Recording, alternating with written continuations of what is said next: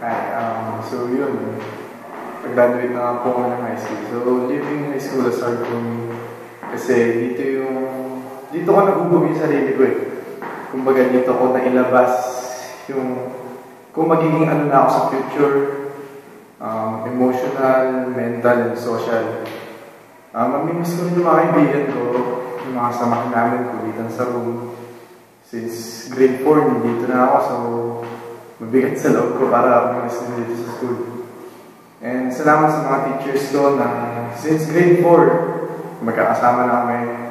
And syempre sa family ko, sa pag-support ng mga kailangan, sa pag-aalaga sa akin. And kay God, syempre, sa pagbigay niya sa akin ng strength para matapos ng high school.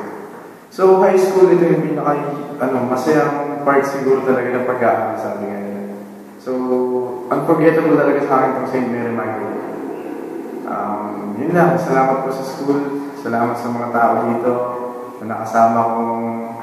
Dito na ako tumanda, dito na ako hinubog ng panahon. Yan, so thank you, Teacher Dida, since grade 4, and sa mga tropa ko. So, yun. And kay Bani, salamat po. Thank you.